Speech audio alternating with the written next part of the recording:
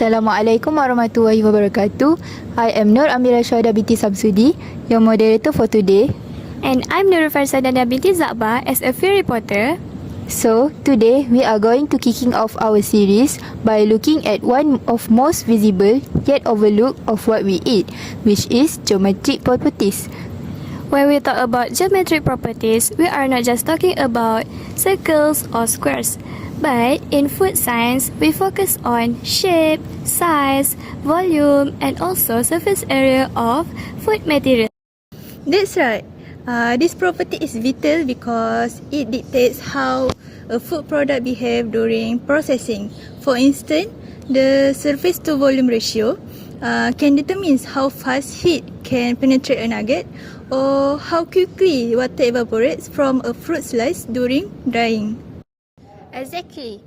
Beyond processing food, it's relevant to the food science lies in quality control and consumer experience. We use geometry to ensure uniformity. If every biscuit in a pack has a different thickness, they won't bake evenly and they won't fit into the packaging. So, geometry is essentially the foundation of food engineering. So, it's about more than just looks. Dr. Shafira, how do scientists actually put a number on a shape?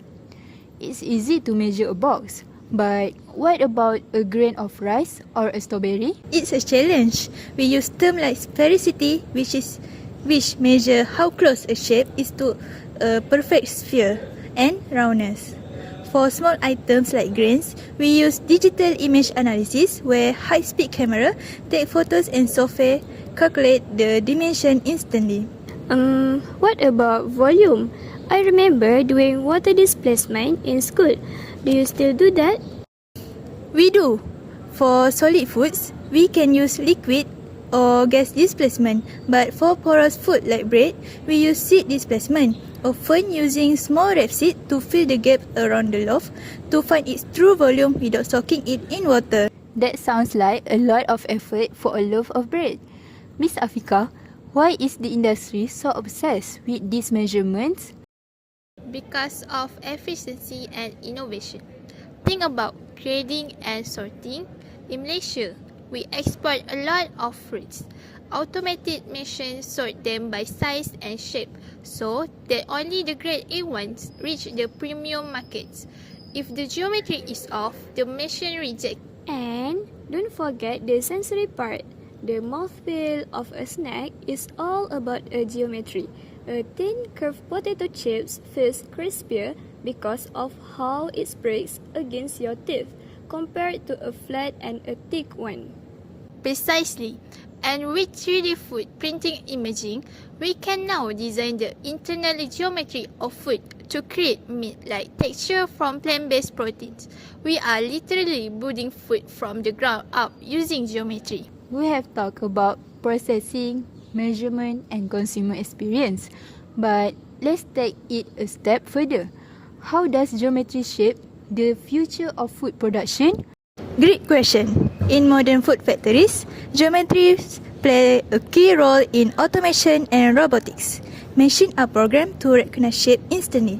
For example, robotics arm can pick up items like chicken nuggets or cookies based on their geometric consistency. If the shape is irregular, the system may reject it or misplace it. So basically, if your nugget isn't shaped right, it might not even make it into the box. Exactly. Consistency is everything. Geometry also affects machine efficiency. Uniform shapes move smoothly along conveyor belts, reducing jams and production delays. This saves time, energy and cost. That's interesting. So, geometry isn't just about the food itself, but also about how machines handle it. Yes, and it goes even further. In packaging design, engineers calculate the most space-efficient shapes. For example, cylindrical cans or rectangular boxes are chosen to maximize storage and minimize wasted space during transportation. I have noticed snacks like chips often come in bags with a lot of air. Is that related to geometry too? Good observation.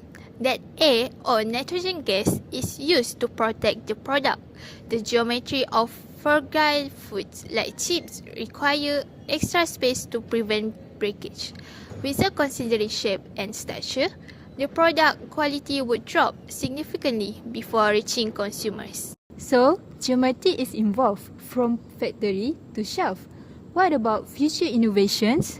We are now seeing the rise of AI-powered quality control system. This system uses machine learning to detect even the smallest geometric defects, things that human eye might miss.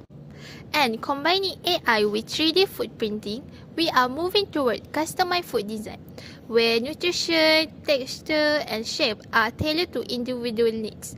Imagine food design especially for children, elderly people, or even astronauts. That sounds like science fiction, but it's already happening. Incredible! From simple shapes to smart technology, geometry is truly drives innovation in food science. It's amazing how much science is in a single snack. Geometry is a blueprint for perfect cooking, safe packaging, and a satisfying eat.